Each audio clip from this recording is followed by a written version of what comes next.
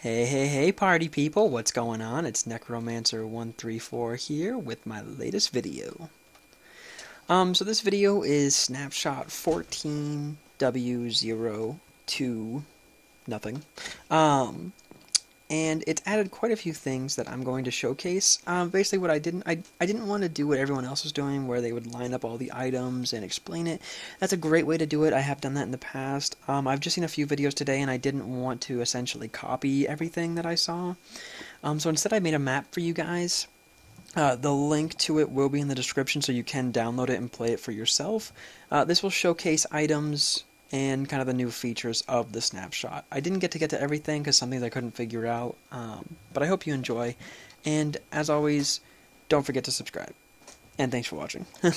Let's get a sprinting start. So, I have to get across that gap. Let's get a sprinting start. Let's go for it. So hope I can do this the first time. Oh yeah. Slime blocks. That's one of the new blocks. It's made with 9 slime, just like you'd make an iron block. As you can see right here. And the attributes of it is that it is bouncy, and it breaks fall damage. So if I was in survival mode, I wouldn't take any damage whatsoever. I think that's its intended purpose, but, you know, I thought, hey, let's be creative. Let's make a gigantic gap and jump that. Okay. More about the slime block. The slime block is probably one of the coolest things they added, which is why I have 2 sections for it. One thing is that it does make you move slow, but again, is bouncy. You gotta be careful though, because the sides of it aren't bouncy. I don't know, right here. No, I don't know. Anyways, yeah, the sides of it aren't bouncy, so you can potentially land on the side and not be saved. You will still move slow even if you have carpet over it.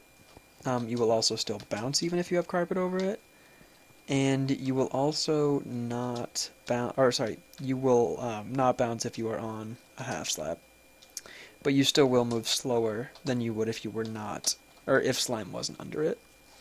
Like for instance, I'll break that middle one. Fast, slow.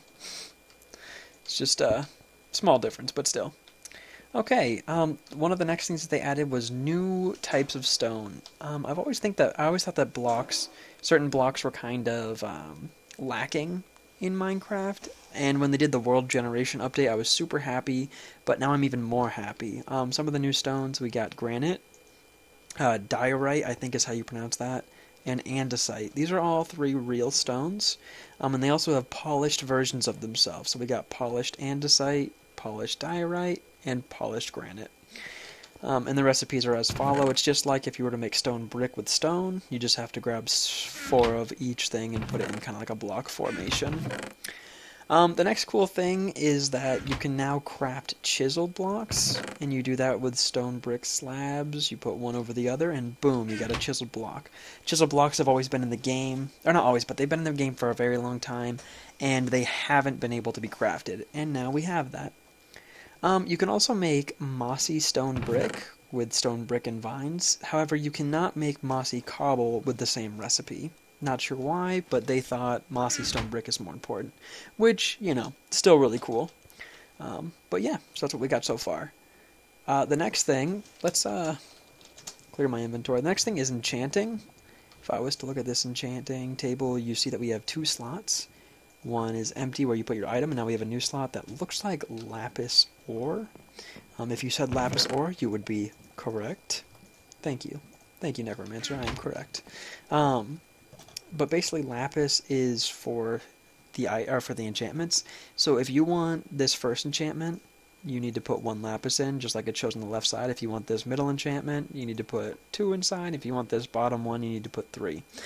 So that's kind of cool. They said that in the changelog that they also made lapis renewable. I'm not sure if they did it in this snapshot or prior. I don't know how they made it renewable, but it makes sense that they added it.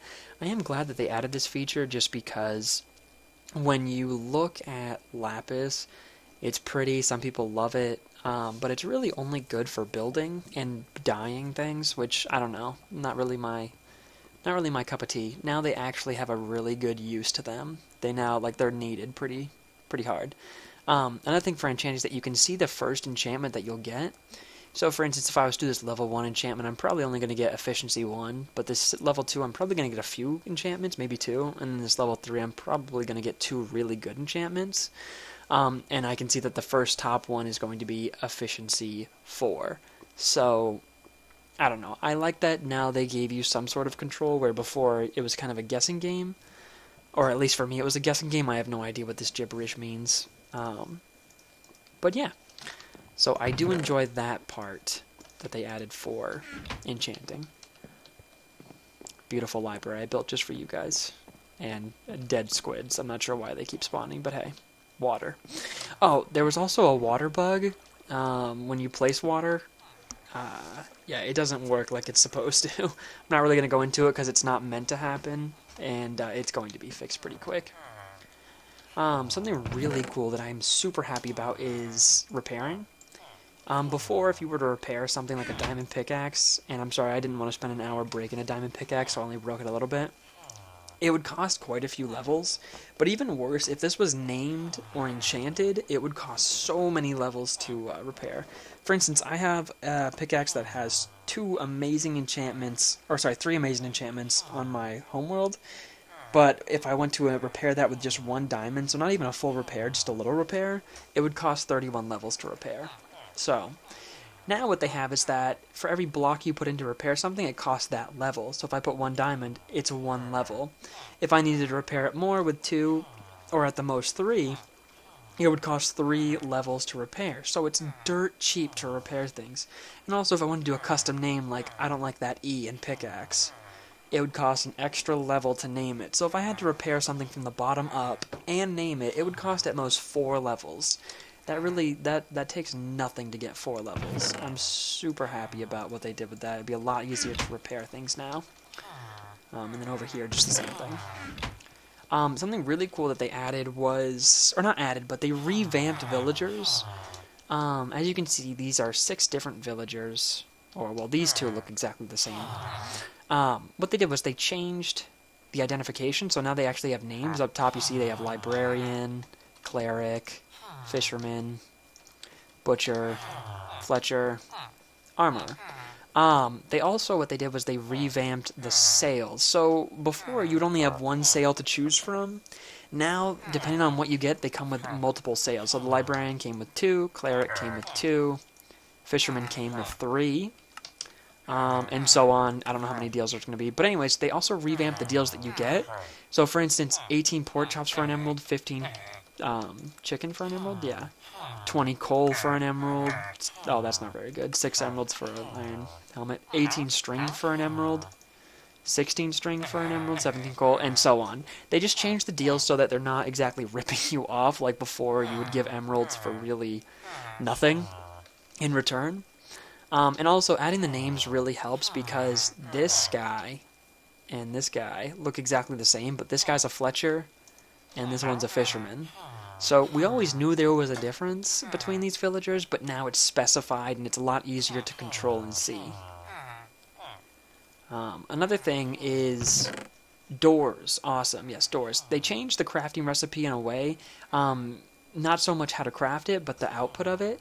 So when you do 6 iron or 6 wood, you now get 3 doors. And also, as you can see, doors can stack. If I wanted, I could do a stack of 64. Honestly, that should have been a long time coming. We should have had that a long time ago. But you gotta roll with the punches. You gotta take what you can get. And again, this is just showcasing that you can stack doors. Next, adventure mode. So before in adventure mode, you could break glass, glowstone, torches, and you would see item frames like I did with this. They still need to work on it, but if I was to hold an item, you won't see item frames anymore. And there's a reason for this. The reason being is that you can't place blocks anymore.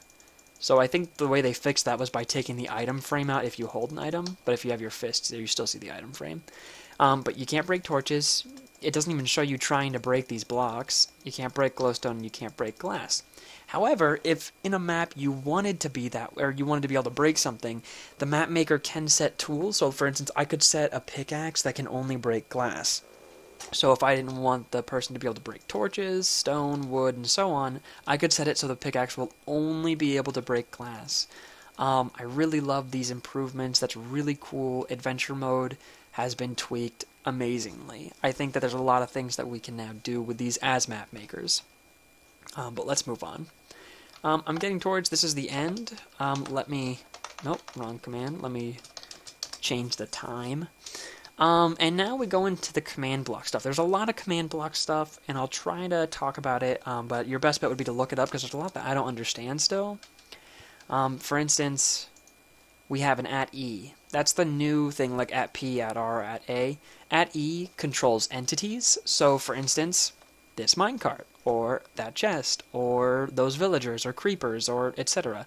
You can control entities now. So the code says that teleport entity in a radius of 5, so the minecart is in a radius of 5 blocks. The type equals minecart rideable, so it will only take minecarts that are in a radius of 5 and teleport it 5 feet up. So, boom, launches that thing. I can also ride it. Boom. Sorry, I like this. Didn't want to push it off. Anyways, another thing is what they did with chests, or anything. They added another thing, so they have @E, and now they have block data, which will control the block's data. Get it? Huh?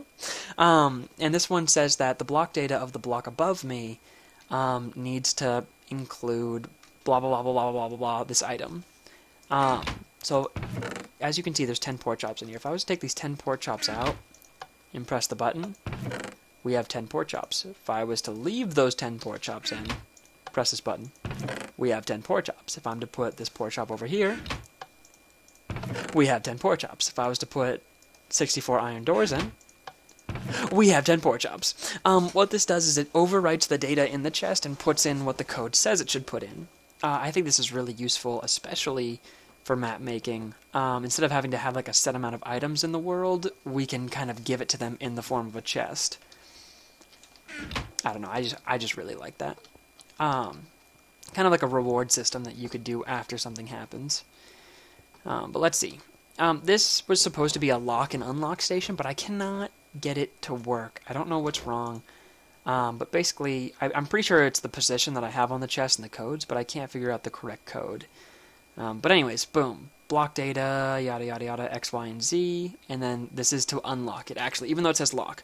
If you wanted to lock an item, you have to put a block of text in, so you do quotation, and you can put whatever you want in here.